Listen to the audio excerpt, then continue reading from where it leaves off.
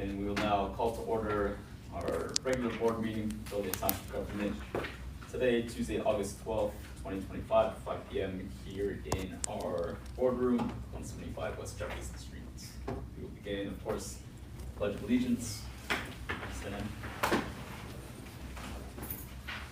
Pledge allegiance to the flag of the United States of America and to the republic for which it stands, one nation, under God, indivisible, with liberty and justice for all.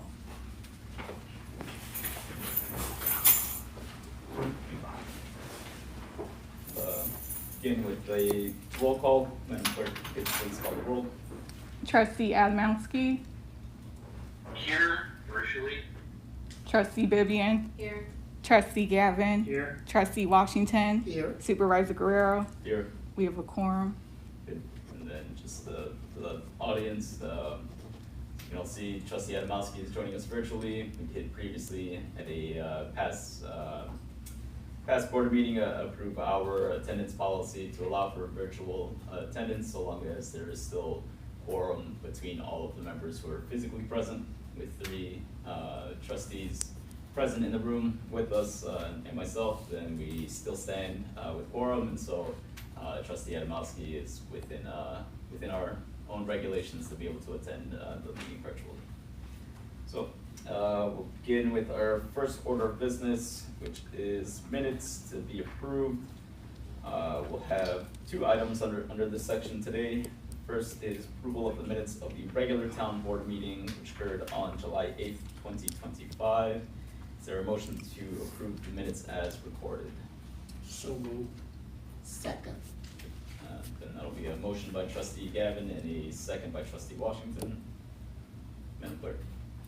Trustee Gavin. Aye. Trustee Washington. Aye. Trustee Adamowski. Aye. Trustee Bibian. Aye. Supervisor Guerrero. Aye. Motion carried. Okay. At our July 8th meeting, we also entered into a closed session and then returned to our open meeting afterwards because of the discussion and the items to be considered under closed session. Those are recorded separately and have their own minutes. I believe everybody's had a chance to review those, and so is there a motion to approve the minutes of the closed session of our town board meeting on July 8th, 2025 to be approved as recorded? So moved. Second.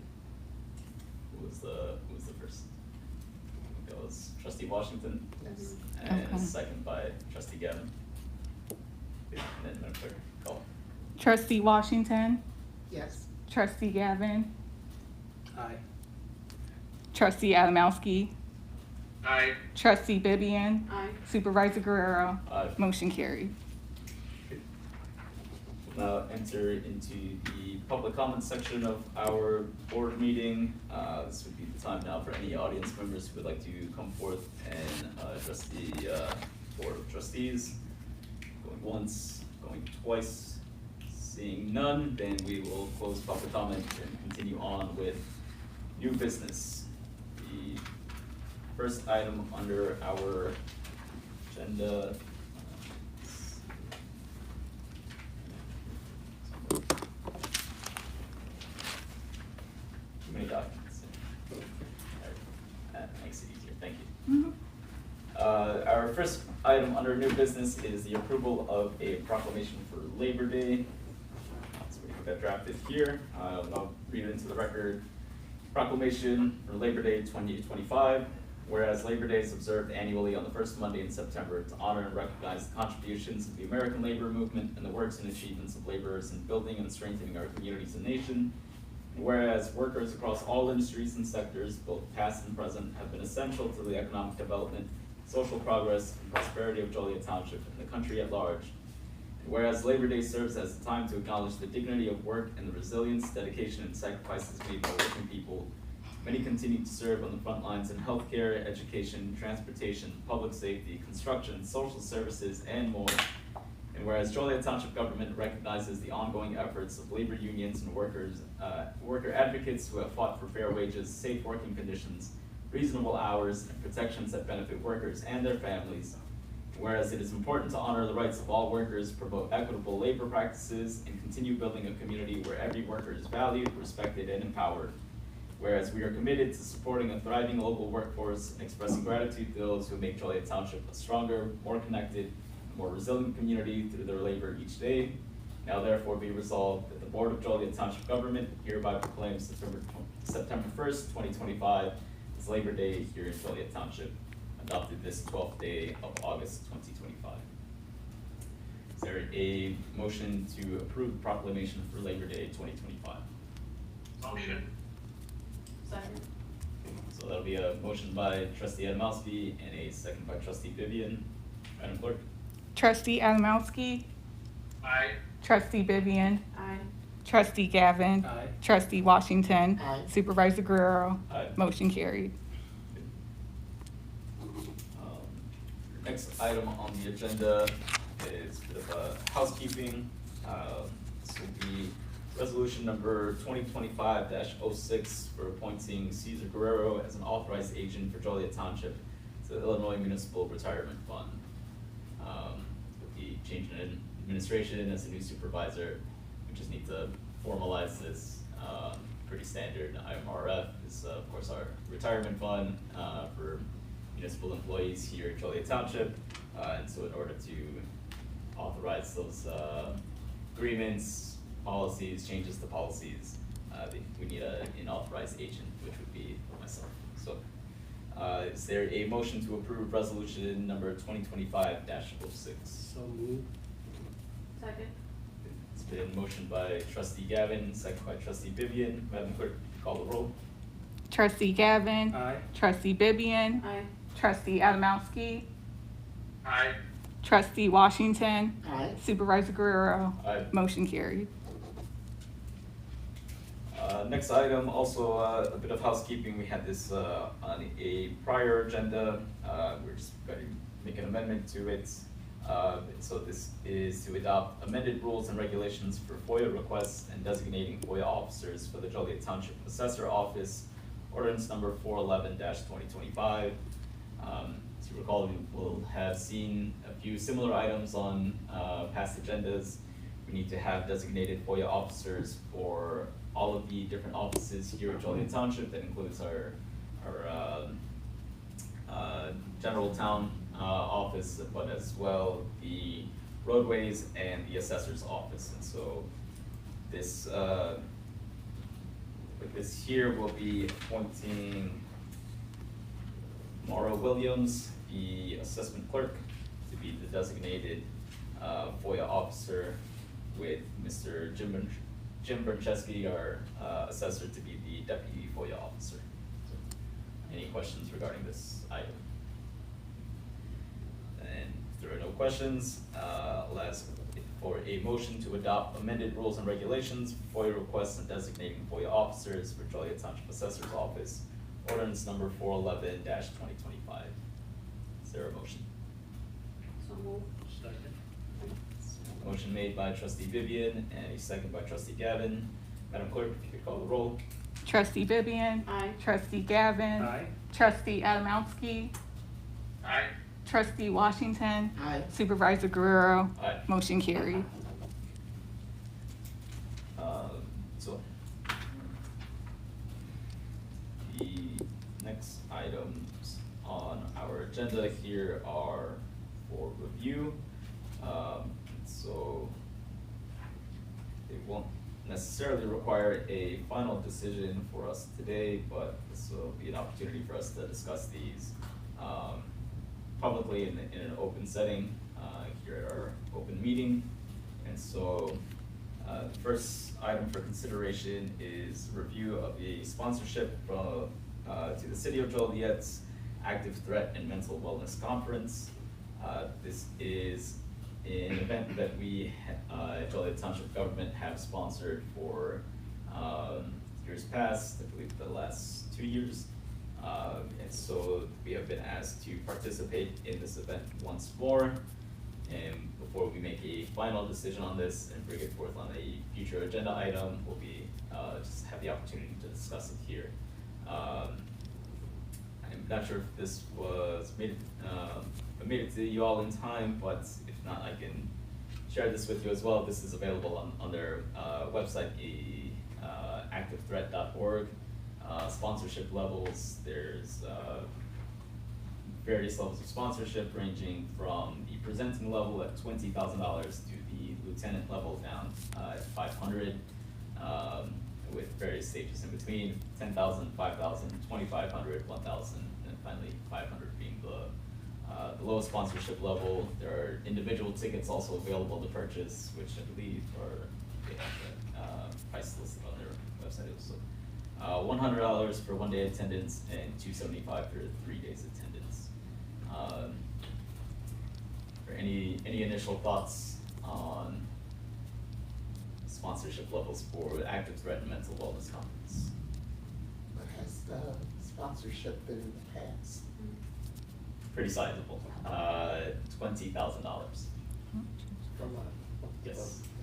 I understand that we've discussed at our prior meeting, budget constraints, and that we have limited funds available for the remainder of the year, to come from any community grant applications. So we've allocated for the entirety of 1 year, $100,000. After this most recent round of approvals, we are down to, Ivan, correct me if I'm wrong, approximately 16,000? Yeah, so we're roughly at 16,000 left in community grant fund for the remainder of the year. Gotta wait until next May, June. April of next year. So, 20,000 certainly would put us above our total allocation for the year, and we fully expect that there will be more applications to come in the next few months. So that in mind, I have spoken with retired Fire Chief Blake. He understands that there's constraints that we have to operate under, that we have limited funds available, so it wouldn't be entirely a surprise to them if we were unable to contribute in the same amount as we have in the past. But just wanted to get input from all of the trustees here, from the rest of the board, if there was interest in participating at any level. How well is the attendance? That I can tell you, I don't know. I don't know if you can speak to that. Just for reference, do we know? We usually host it at the Renaissance Center, so. Mhm. Yeah, it's what, a 3-day event? Yeah. They're having something at the Yeah. Forge in the prison. Yeah. We can find out. Yeah, just not hard numbers, but just something we can wrap our arms around roughly, just a rough number. I can of course call the chief back, so are there any other questions we'd like to bring forth to him before we move this on to a final decision at our next board meeting? Caesar, I do have one question. So just as to put this a little foundation, I see a lot of value in this conference, though I've not attended it. The only concern that I have with it, as it relates to township funds, is it's not providing any kind of direct service to residents. So with that said, I'm not opposed to it by any stretch.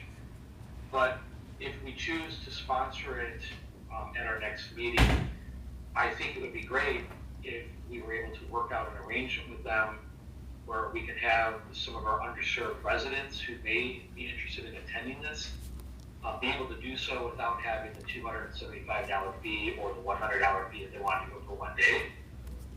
So I don't know if you can have that conversation with them in advance and see if they're willing to do something for our underrepresented community.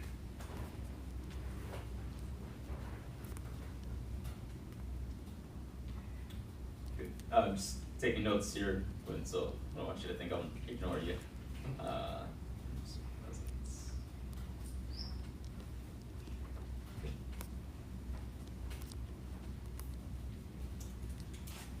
Any other thoughts thoughts on this. Again, we don't need a final decision on this agenda item, so this is largely for discussion. But if there are any questions that you'd like me to bring forth, I can take note of that and have a follow-up conversation with the chief before we commit. I don't have any questions, but I agree with Quinn on the services or, that the township is sponsoring. Mhm. My recommendation would, and I know we're not voting on anything, but in here it says, to sponsor a tray of hors d'oeuvres or something a lot less than, the 20,000, even if it's 500, because like you said, there are constraints Right. as far as the budget, so. So I can, again, the different sponsorship levels are listed on their website. I can share that all with you just so you have it quickly accessible. And it has details on what each sponsorship level would include.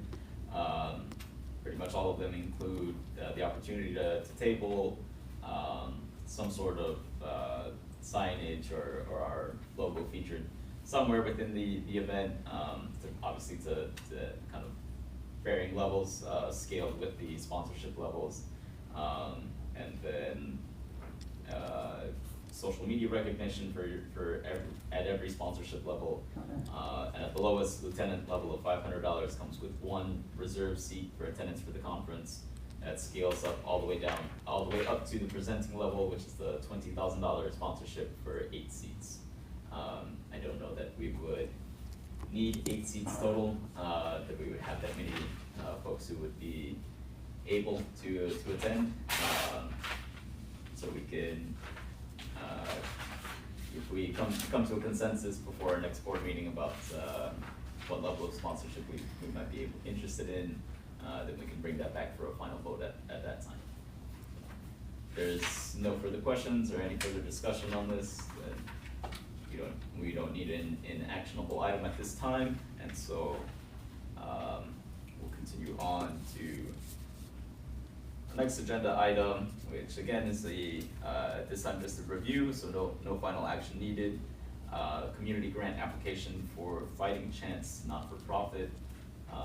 This one is, I know, included in our agenda packet. Let's see if we could just had it here. It begins on page 50.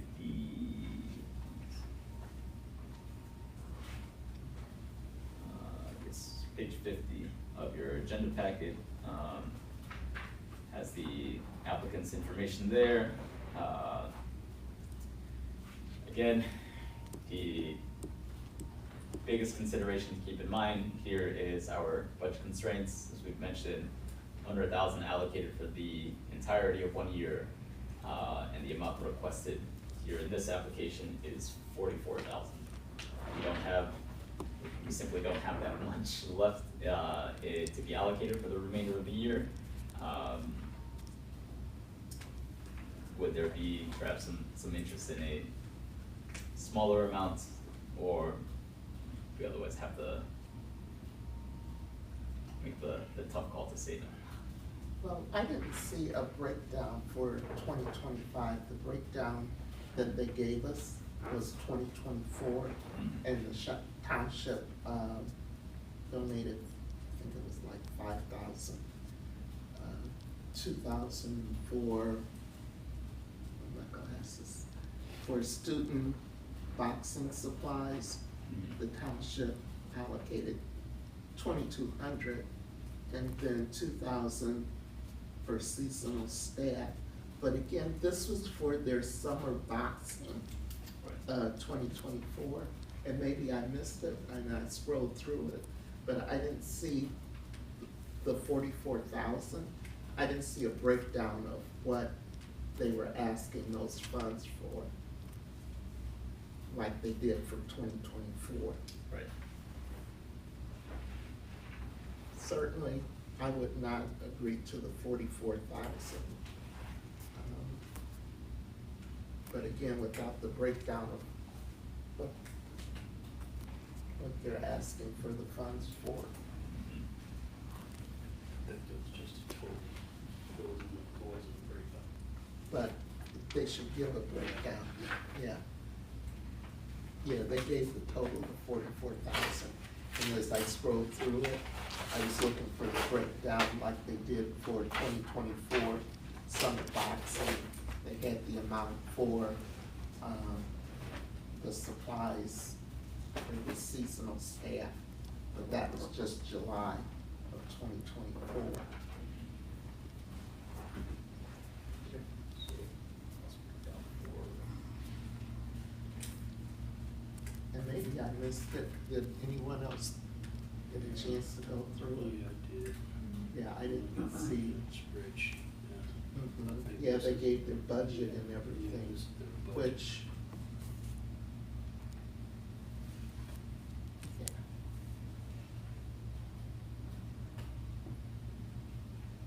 Their budget really doesn't match what the 990 was reported that they included as far as their revenue.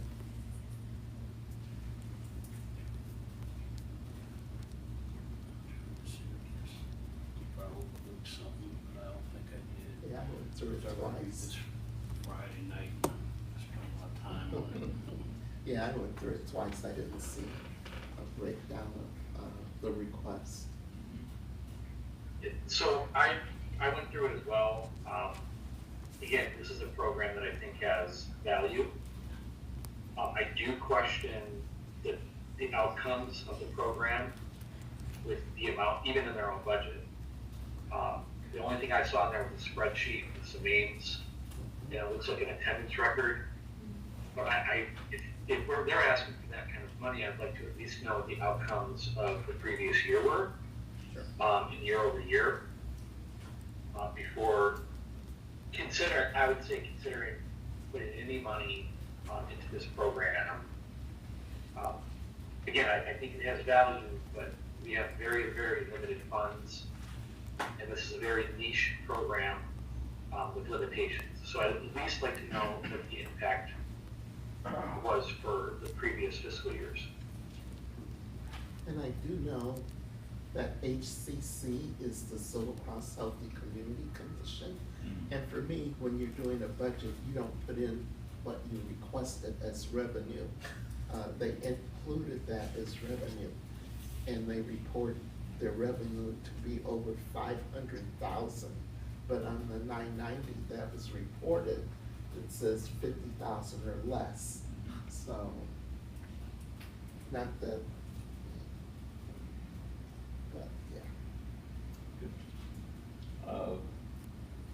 So I think, just kind of in summary here, questions regarding the, a more detailed cost breakdown for specific to this, This request, problematic yeah, year, or request, this yeah. request, right? As opposed to, you know, Yeah, because past, the past boxing breakdowns. is over if it was only July. But I do know when they came to Silver Cross, they were asking for after-school for Mhm. the kids. So they were saying that they were doing an after-school program, so we might want, like Quinn was saying, ask for outcomes. Right. And, if they're still planning on the after-school programs for the kids. Yeah, I would agree with that, the emphasis on requesting measurable outcomes. We want to know that when I don't wanna think of it necessarily as an investment per se, but we should know that there's an efficacy, to the dollars that we're awarding, that they're yielding results, and that, you know, because this is a competitive application process. We do have a lot of other agencies who would, you know, benefit and would like to be awarded. And so we need to be able to measure in some concrete way, that there's noticeable progress, with the allocations that we're giving. So they're very, very top-heavy Mm. in their salaries for this organization. Yes. Not that they're asking for well, we don't know what they're asking for, but if they're not asking for salary, still for an organization that small. Yeah, But they looking at the listed as their personnel, personnel, and it's- yeah, very top heavy. I think I'm generally in agreement here. There's, yeah, any questions we can ask for clarifying information. But again, since this is, at this time, just a review, there's no final action required on this agenda item. But are there any other questions or considerations regarding this application? That's not good. So we'll take note of that, and I can certainly ask for clarity on the points that were brought forth. We'll move on then to the reports for tonight's meeting. Typically, first we would have Jacqueline Smith, who is our lead transportation coordinator. She was unable to be present today, but I do have a written report, which I will read into the record on her behalf. So for this month's meeting, Transportation Department successfully completed a total of 974 trips. Summer is typically one of our busier seasons, and this year was no exception. Becky writes that last summer I noticed a significant increase in trip requests, so this year we prepared accordingly. Part of our preparations, we requested 2 temporary vehicles, bringing our fleet total to 9 vehicles for the summer months. This decision proved to be an excellent one. There were days when all 9 vehicles were actively on the road serving the community. During the summer, we provide transportation for several local programs, including the Greater Joliet Area YMCA, After the Peanut, and the Harvey Brooks Foundation. This month, we also strengthened our community partnerships. We met with Trinity Services and successfully executed our MOU with them. We also met with Mindful Living Centers and are currently awaiting execution of our MOU there. We are very excited about these new partnerships and the opportunities they will bring. We've also seen a rise in trips for our senior disabled residents. Of the 974 trips, 300 were taken by seniors and disabled residents, a clear indicator of how vital and beneficial this program is to our community's residents. In addition, we welcomed a new part-time driver. We are in the final stages of hiring 2 additional part-time drivers who will complete the mandatory PACE training course in September. These additions will help us meet the growing demand for services while maintaining our commitment to safe, reliable, and friendly transportation. So that's the report from our transportation coordinator, Jacqueline Smith. Up next, we have the report from our General Assistance Director, Patricia Vinciano.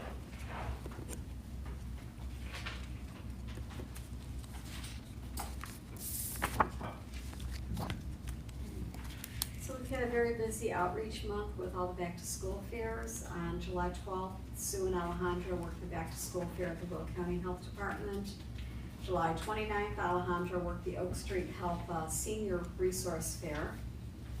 August 2nd, Alejandra, along with Caesar, worked at the Kids Fest over at the Will County building. August 5th, Sue worked at the National Law Enforcement Night Out with the Joliet Police Department. August 8th, Alejandra and Sue worked the back-to-school fair for the Behavioral Health Division of the Will County Health Department. And this Saturday, we should be wrapping up our season with Alejandra, Caesar, and Kendra at the 815 Day that's gonna be held over at Knoll Park. We've maintained a steady pace of clients coming in for assistance with utility disconnects and past due rent. We've also been busy with the medical loan closet. Summertime is a real popular time for folks to get all their little surgeries out of the way, so we've got a lot of people coming in for walkers and wheelchairs, etc. We've been busy with the handicap placards, goes along with all those surgeries, and our notary services. Outside of that, it's just business as usual. Any questions for General Assistance? Just ComEd has shut off their assistance program, they run out of money. Yeah, it ran out in 2 weeks' time. Yeah. Yeah, Because I paid a bill online, it's done. yeah, yeah. Good, Thank you. thank you. Thank you. Next on our list, we have a report from our Animal Control Director, Whitney McGill. Whitney also is unable to attend, but she did provide me with a written report. So, Whitney, writes, the summer internship program has been a tremendous asset to our department. Intern Isabel Montero has proven to be a dedicated and enthusiastic team member. Her commitment to learning and strong work ethics has made her a valuable addition to our daily operations.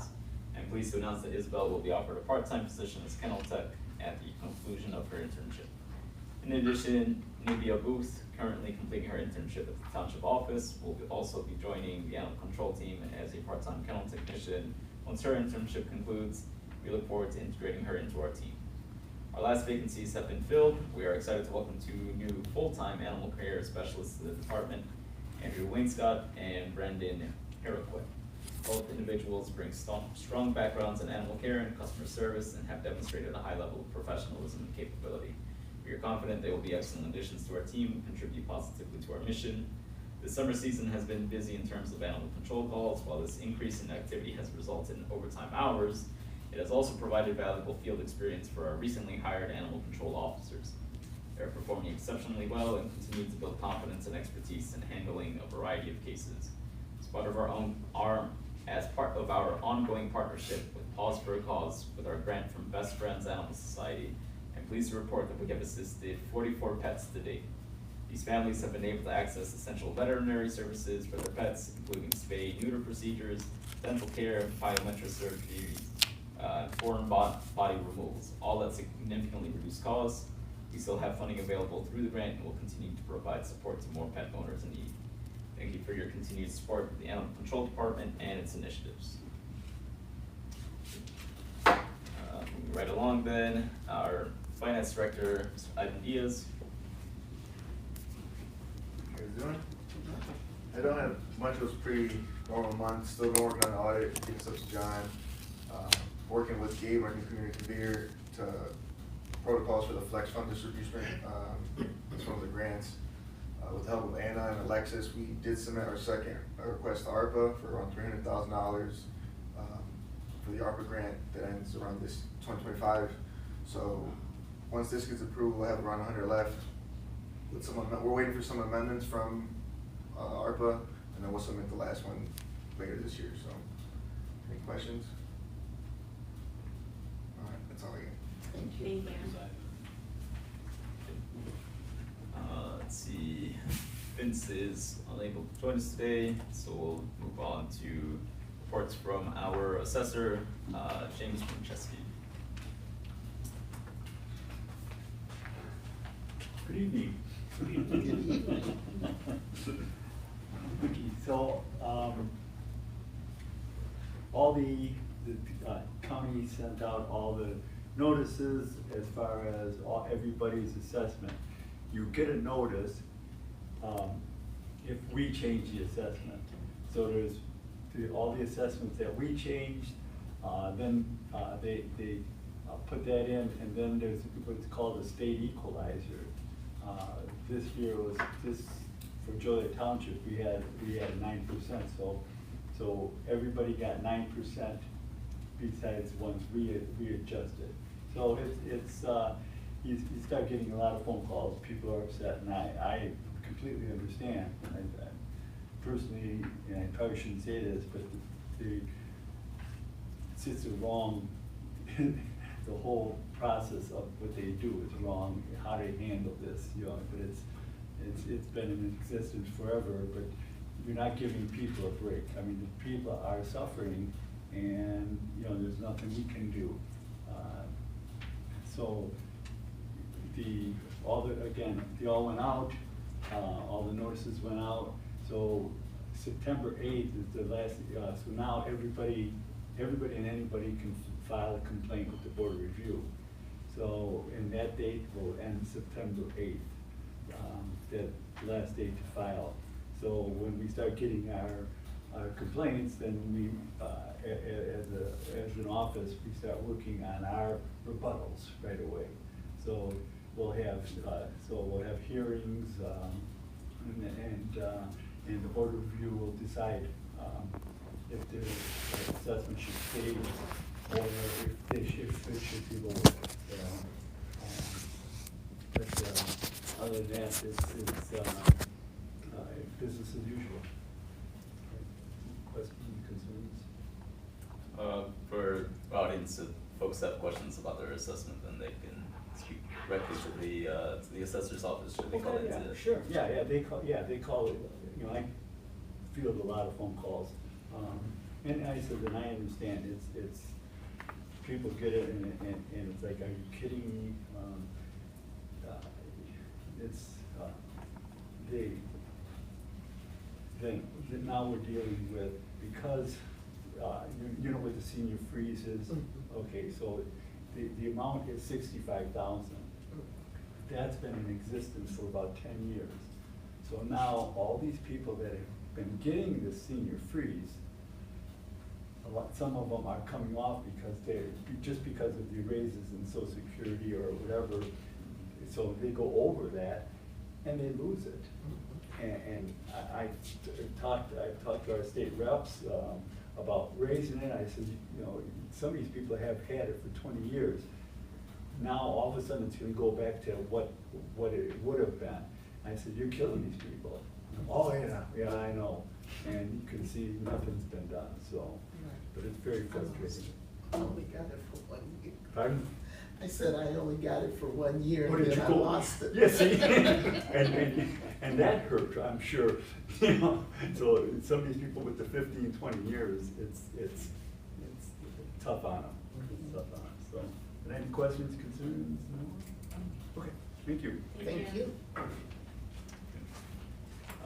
Next, we'll have our program policy coordinator, Tyler Chappell.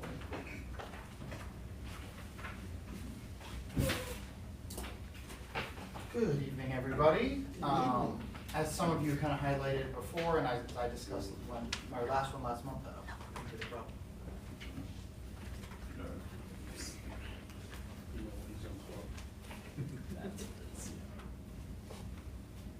It should not have died.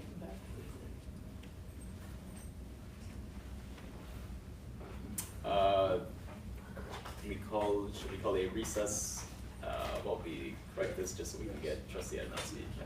All right.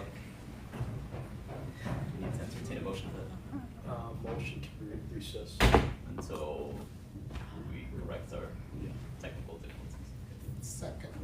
Alright, so there's been a motion by trustee Gavin and a second by trustee Washington to recess until we can correct the technical issues to allow Ms. Trustee Adamowski to attend virtually. Madam Clerk. Trustee Gavin. Aye. Trustee Washington. Aye. Trustee Bibian. Aye. Trustee Adamowski. Yeah, Okay. I'll be abstaining. Supervisor Guerrero. Aye. Motion carried. We'll get this correct. We gotta make a motion that we come back in session. Second. There's been a motion by trustee Vivian and a second by trustee Washington. Madam Clerk. Trustee Bibian. Aye. Trustee Washington. Aye. Trustee Adamowski. Aye, unless I need to abstain. I think you're okay to, you're good. Okay. Trustee Gavin. Aye. Supervisor Guerrero. Aye. Motion carried. Tyler, go ahead. Sounds great. Hang on for a second, Ty. No, of course. We did that wrong, because I was the one that made the motion. Meet To the- come back in the session, so our record should be wrong. You have to vote first. Yeah, It was I was the me. one that made the motion. Not- And you said Vivian. Yeah. Oh, sorry, okay. So we'll call the roll one more time. Beginning with motion Trustee- made by trustee Gavin, Yes. second made by Washington. Yes. Washington. So it'll be Gavin, Washington, Mm-hmm. Adamowski, Vivian. So, Yes. Trustee Gavin. Aye. Trustee Washington. Aye. Trustee Adamowski. Aye. Trustee Bibian. Aye. Supervisor Guerrero. aye. Motion carried. Carry on, Tyler. With that, we're back in session. Thank you, sir. As some of the trustees have highlighted today, and as I started talking about my last report when I just started, one of the main challenges that a number of our programs are facing are budget constraints and funding, especially with some of our grants. So that's been the primary area that I've been working this last month. Two of the challenges that we've been facing has been kind of the grant cycle. A lot of the government and state grants often have applications in the spring. with awards being given in the late summer, so we're just a couple months off that cycle, and we're having to look at different grants therefore. The other one has been changes to federal policy. So we're looking at federal grants, of course, especially for some of our transportation department and capital funding needed. August 7th, the president passed an executive order changing the rules for federal grants. Some of the highlights that we've been having to address have been the need to change a lot of the verbiage in what we applied for. Things involving ethnicity, immigration status, or one of the things they highlighted were programs that encouraged anti-American values, but was left vague.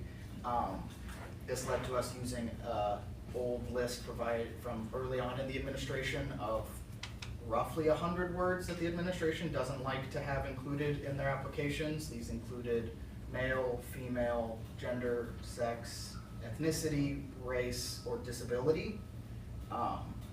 So this has obviously complicated some of our grant writing process, having to talk about how we serve our community without referencing any facts about our community. Has certainly been a challenge. So that's kind of been my main task over the last month, was adapting to that and working on some new grants. That's kind of what I have to specifically talk about, though I'm happy to answer any questions if that raised anything. Would you like to look? Sorry? Would you like to look? And it has been a difficult process, but we've done a good job so far in adapting. Any questions from the trustees? Thanks, Tyler. Thank you. Mr. Garcia is unable to attend today. He is our new violence prevention community convener. He'll have more to report for us at our following board meeting next month. We do know that we will be finally convening together the crew, so our kind of regional network of community partners who are joining us in our violence prevention efforts. There's a number of monthly training modules that are part of this program that will be resuming now. So kind of to circle back, as we talk about performance indicators, that'll be a key component of this project, that we are able to conduct these monthly meetings and ensure that our partners who are attending walk away with having learned something new, right? So we don't want to create monthly meetings that are just presentations, right? Things that could have been an email, things that could have been readable or a video to create and somebody could watch, but rather creating training modules that are engaging and that we can measure the progress on and ensure that, again, our participants are actually developing their skill sets and leaving the training session with more than what they came in with. So we'll have more news on that program as it continues on. So seeing in attendance, we'll bring up now Mr. Jeff Wallace, our senior liaison.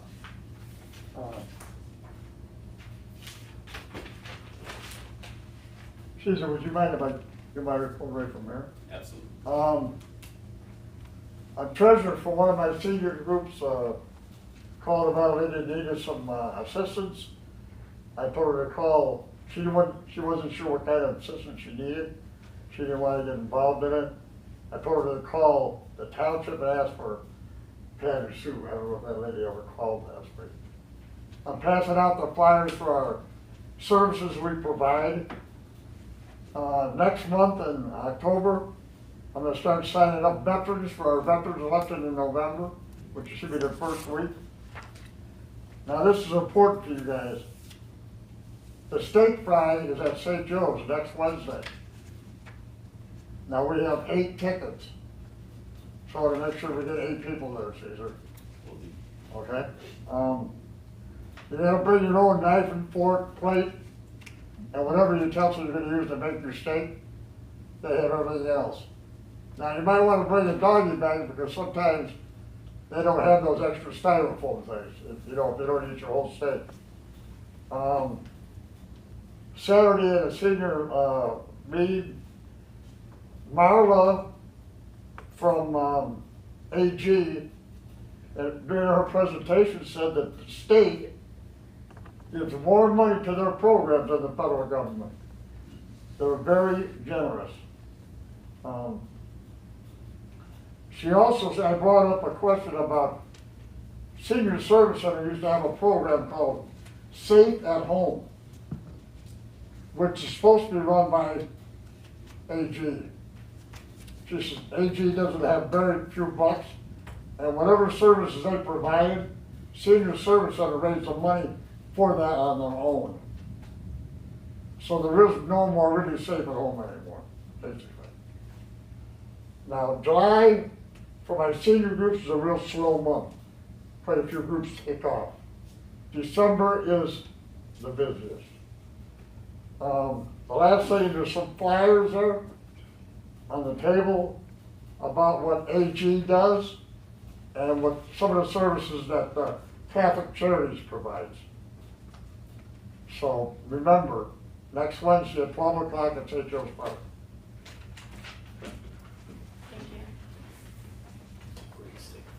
Thank you. We'll be sure to be there. Thank you, Jeff, for coming in. We missed you last month, so glad to have you here. Thanks for our clerk.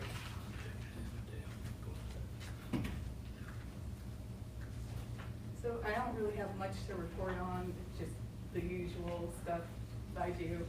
But I did want to mention that we are hiring for a deputy clerk, and we're hoping for them to start at the end of September, and the deadline to apply is August 22nd. And I did want to give you just the job descriptions, just in case you know somebody.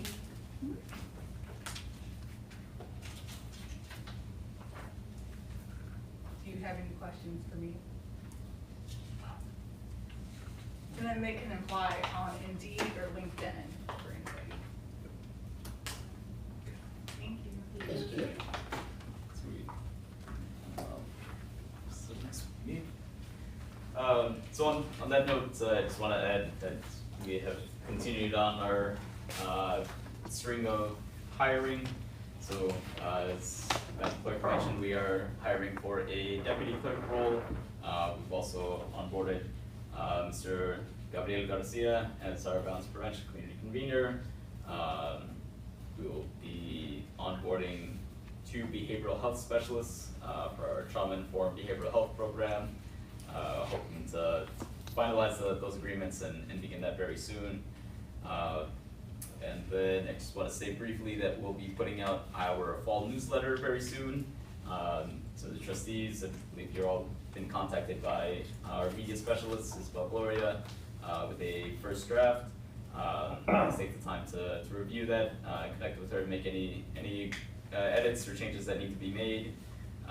So we'll have more to say once that newsletter goes out, but we are approaching 100 days in office since assuming the role back in May. Time really has flown by rather quickly. It seems like only yesterday, but I think grateful for the team that we have here in their ability to roll with punches and adapt to the many challenges that we've had to overcome in these few short months.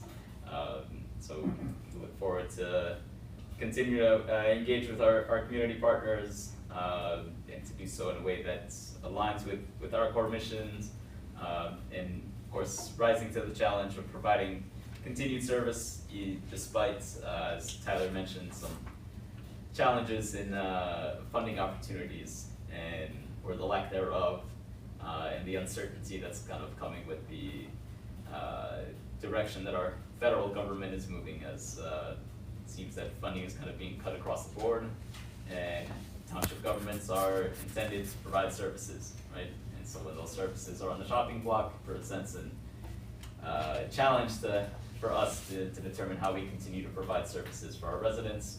But I'm grateful for the team so far that we've been able to manage this far along, and we're committed to continue providing those services to our constituents. So you all know where to find me if there's any further questions. That will conclude our reports, and we'll carry on to next few agenda items that we have here.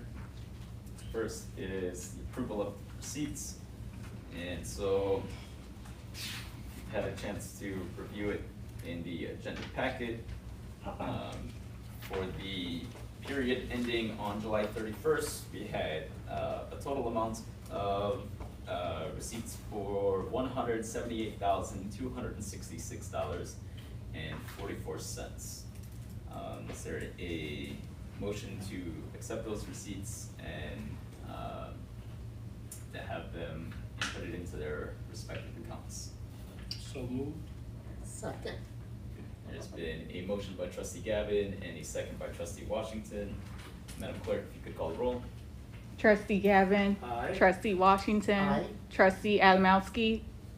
Aye. Trustee Bibian. Aye. Supervisor Guerrero. Aye. Motion carried. Next, we'll get to our expenditures, it's also included in the agenda packet. Hopefully everybody has had a chance to review them. We'll go through these one by one, beginning with general town. There's expenditures totaling $481,619.28. Is there a motion to certify the expenditures and approve them for payment for the general town fund? So moved. Second. Motion by trustee Gavin, second by trustee Vivian. Madam Clerk? Trustee Gavin. Aye. Trustee Bibian. Aye. Trustee Adamowski. Aye. Trustee Washington. Aye. Supervisor Guerrero. Aye. Motion carried. Next, capital fund expenditures, for this last cycle were totaling in $14,840.15. Is there a motion to certify the expenditures and approve them for payment for our capital fund? So moved. Second. Motion made by trustee Washington, second by trustee Gavin. Madam Clerk? Trustee Washington. Aye. Trustee Gavin. Aye. Trustee Adamowski. Aye. Trustee Bibian. Aye. Supervisor Guerrero. Aye. Motion carried. General assistance, total expenditures were $47,279.59. Is there a motion to certify the expenditures and approve them for payment for our general assistance fund? So moved. Second. Motion made by trustee Gavin and second by trustee Vivian. Madam Clerk? Trustee Gavin. Aye. Trustee Bibian. Aye. Trustee Adamowski. Aye. Trustee Washington. Aye. Supervisor Guerrero. Aye. Motion carried. Moving right along, the expenditures for road and bridge, total $93,109.64. Is there a motion to certify the expenditures and approve for payment, for the road and bridge fund? So moved. Second. Motion made by trustee Gavin and a second by trustee Vivian. Trustee Gavin. Aye. Trustee Bibian. Aye. Trustee Adamowski. Aye. Trustee Washington. Aye. Supervisor Guerrero. Aye. Motion carried. Continuing then, animal control expenditures totaled $99,548.82. Is there a motion to certify the expenditures and approve them for payment for our animal control fund? So moved. Second. Motion by trustee Washington and a second by trustee Vivian. Madam Clerk? Trustee Washington. Aye. Trustee Bibian. Aye. Trustee Adamowski. Aye. Trustee Gavin. Aye. Supervisor Guerrero. Aye. Motion carried. Okay, and now we get to the big bucks here.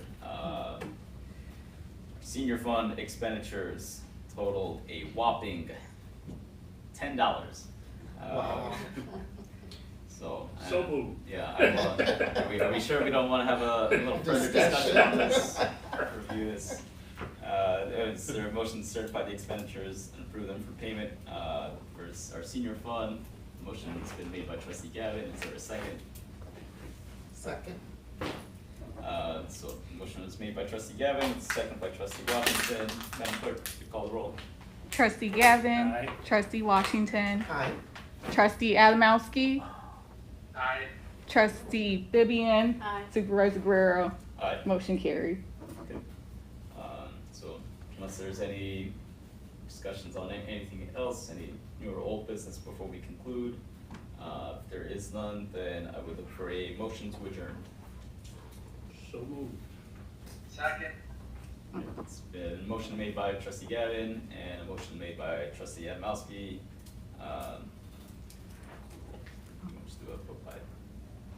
I can call the roll. Trustee Gavin. Aye. Trustee Adamowski. Aye. Trustee Vivian. Aye. Trustee Washington. Aye. Supervisor Guerrero. Aye. Motion carried. Okay, and that is the conclusion of our regular board meeting for today, August 12th. Thank you everybody for attending.